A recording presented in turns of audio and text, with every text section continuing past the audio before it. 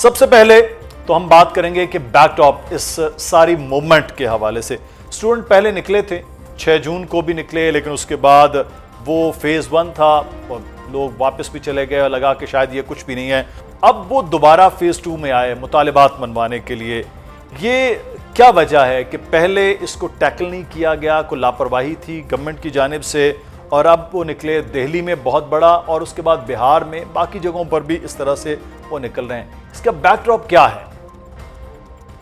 जी बहुत बहुत शुक्रिया आपका। देखें, बात यह है कि इस मूवमेंट को कॉकरोच जनता पार्टी लीड कर रही है on the face of it, और मूवमेंट को एक ऑनलाइन कैंपेन के ज़रिए लॉन्च किया गया।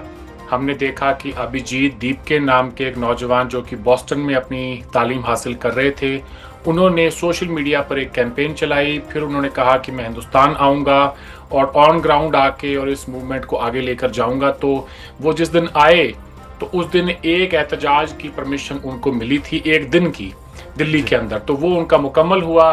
उसके बाद वो हिंदुस्तान के मुख्तलिफ शहरों में गए, वहाँ पर भी एहतजाज किया। फिर वो लौट कर आए और दिल्ली के अंदर एक पीसफुल प्रोटेस्ट पर बैठे। सोनम वांगचुक जो कि हमारे बहुत बड़े एक सोशल एक्टिविस्ट हैं, इन साइंटिस्ट हैं, उन्होंने एक भूख हड़ताल की कॉल दी।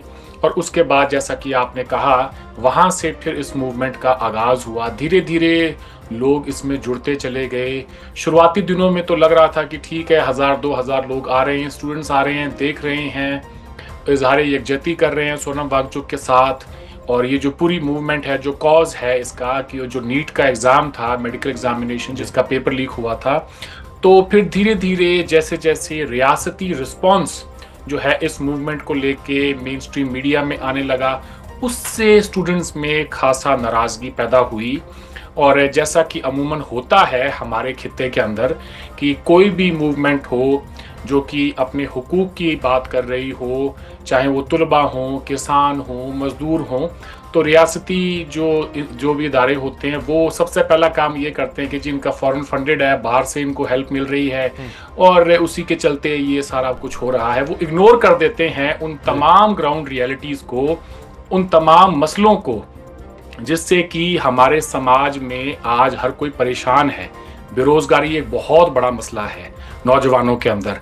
वो खासा उम्मीद लगा के बैठे होते हैं कि जब इस तरह के एग्जाम्स आते हैं तो मिडिल क्लास के अंदर, लोअर मिडिल क्लास में एक उम्मीद पैदा होती है कि हमारा बच्चा कोई एंट्रेंस एग्जाम में पास हो जाए तो उसका अच्छा मुस्तकबिल होगा। और यही एक जरिया है जिससे कि आप गरीबी से बाहर निकल सकते हैं। जब आपको ये पता चले कि 2 साल 3 साल की मेहनत करने के बाद में आपके बच्चे के इम्तिहान की तारीख आए और इम्तिहान के से पहले ही पेपर ही लीक हो जाता है, तो देखें जी, बहुत ज़्यादा लाखों की तादाद में ऐसे बच्चे भी हैं जिनकी माओं ने अपने गहने तक गिरवी रखे हों या बेचकर, अपनी ज़मीन, अपनी प्रॉपर्टी बेचकर वो बच्चों को पढ़ाते हैं, महंगी ट्यूशन सेंटर्स में भेजते हैं। और फिर जब इम्तिहान का पेपर लीक हो जाता है तो उनकी सारी उम्मीदें टूट जाती हैं। फिर वो रियासत से सवाल नहीं करेंगे तो और क्या करेंगे।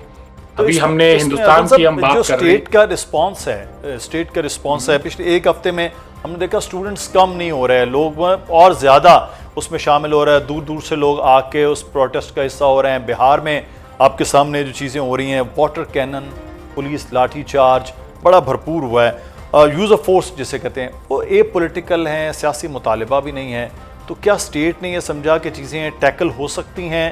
वो स्टेट का रिस्पॉन्स ठीक नहीं था उस वक्त? स्टेट ने ये कोशिश की कि जल्दी से जल्दी दोबारा नीट का एग्जाम करवा दिया जाए, और जितना जल्दी एग्जाम हो जाएगा स्टूडेंट्स भी फिर भूल जाएंगे कि कोई नीट का इशू था। सही। लेकिन इस दफा स्टूडेंट्स ने कहा कि भाई कोई अकाउंटेबिलिटी होनी चाहिए। ये नहीं है कि एजुकेशन मिनिस्टर आके और ये कहकर चले जाएं कि जी हमने तो एग्जाम करवा दिया है दोबारा, अब ये लोग किस बात की शिकायत कर रहे हैं। ऊपर से उनका एक बयान ये भी था कि जो सुनने में आया सोशल मीडिया में, कि उन्होंने कहा जी कि ये तो जो हैं किसी के एजेंडे पर काम कर रहे हैं, दहशतगर्द हैं। इस तरह के जब जो हैं नामुनासिब लफ्ज़ों का इस्तेमाल होता है तो फिर नौजवान नस्ल के अंदर गुस्सा भी पैदा होता है। वो ये समझते हैं कि हमारे जायज़ मुतालबात को हुकूमत तस्लीम नहीं करना चाहती। और अच्छा, इस सारे अमल में जो अरविंद, एक चीज़ हमने देखी, चलें कांग्रेस को निकाल देते हैं जो कुछ सिख कम्युनिटी निकली है या मस्ती उसको भी निकाल देते हैं, खालिस्तान इसको ए पॉलिटिकल करते हैं। सेलिब्रिटीज़ जिसमें बॉलीवुड के स्टार्स भी हैं, जिनमें वो लोग भी हैं जो क्रिकेटर्स हैं, सचिन तेंदुलकर ने भी, इरफान पठान ने भी, उन्होंने भी ये बात की है। तो ये जो सेलिब्रिटीज़ भी बात कर रहे हैं, इतना बड़ा एहतजाज हो जाना, ये बीजेपी के लिए वेकअप कॉल थी कि फिर अब रात को नरेंद्र मोदी साहब ने खुद आके ये बात की है, कि आप समझते हैं कि ये एक प्रेशर हुआ है? देखें जी, आपने जैसे कहा कि सिखों को निकाल देते हैं या मुसलमानों को निकाल देते हैं, भाई क्यों निकाल देते हैं? नीट का एग्जाम देने वाले सिख भी हैं, मुसलमान भी हैं, हिंदू भी हैं, क्रिश्चियंस भी हैं, वो सारे हिंदुस्तानी हैं जो उन एग्जाम में अपीयर होते हैं। तो ये सबका जायज मुतालबा है, इसमें किसी एक मजहब के मानने वाले का या किसी को लेफ्ट आउट करने का तो सवाल ही पैदा नहीं होता। हाँ, ये जरूर है, पिछले कुछ दिनों से ये प्रोटेस्ट चल रहा है और दिन ब दिन वहां पर जो एहतजाज करने के लिए तुलबा आ रहे हैं, उनकी तादाद में भारी इजाफा हो रहा है। फिर रियासती मशीनरी ने भी कोशिश की कि उनके साथ में थोड़ा सख्ती से निपटा जाए, उनके ऊपर डंडे भी चलाए गए और नौजवान नस्ल जो है वो पीछे नहीं हटी। उनको लगा कि हमारा मुतालबा जब जायज है और हमने कुछ गलत नहीं किया तो हम डंडे क्यों खाएं, हम आएंगे जी बाहर, हम डंडे खा के हम फिर भी आके अपने जो इशू है हमारा आज का जो सबसे बड़ा मुद्दा है कि एजुकेशन मिनिस्टर को रिजाइन करना है, और वो उस पर डटे हुए हैं। तो इससे हुकूमत पर प्रेशर बनता है। पहले तो एक्नॉलेज ही नहीं किया गया था। अब ये है कि शुरुआती दिनों में हमने देखा कि हुकूमती वुज़रा जो थे उन्होंने इसको माना, फिर जब बात जो है मोदी साहब तक भी गई, क्योंकि उनके घर के बाहर भी प्रोटेस्ट हुआ, जहां पर अपोजिशन के जो लीडर हैं राहुल गांधी और दूसरी जो पार्टी है समाजवादी पार्टी के अखिलेश यादव, प्रियंका गांधी, ये तमाम लीडर और कांग्रेस के जो बाकी लीडर्स हैं, इन सब ने मिलकर एहतजाज किया। तो इस इशू को लेके ना ही तो कोई बीजेपी का है, ना ही कोई कांग्रेस का है, कोई अपोजिशन है, कोई हिंदू है, ना मुसलमान है, हम सारे हिंदुस्तानी हैं और एक ही मुतालबा है कि भाई रियासती मशीनरी को अपने जो भी उनके पोर्टफोलियोज हैं वुज़रा के, उन्हें उसकी अकाउंटेबिलिटी लेनी होगी। अगर कोई गलत कर रहा है तो फिर उनका इस्तीफा भी मांगा जाएगा। ये अच्छा, जो नस्ल है इसमें अरविंद साहब एक यहाँ सवाल ये है कि कोर इशू को सुलझाने की बजाय बीजेपी में भी और स्पेशली मेन स्ट्रीम मीडिया जो है उसमें भी इसको पॉलिटिकल किया गया, इसको समझ लें कि एथनिक और रिलीजियस एक रंग भी देने की कहीं ना कहीं कोशिश की गई। क्या वजह थी? हुकूमत का कोई फेयर था, ओवर कॉन्फिडेंट थी हुकूमत, या मिस कैलकुलेशन की है इस सारे एहतजाज में? नहीं, एथनिक और रिलीजियस एंगल तो किसी ने भी देने की कोशिश नहीं की है।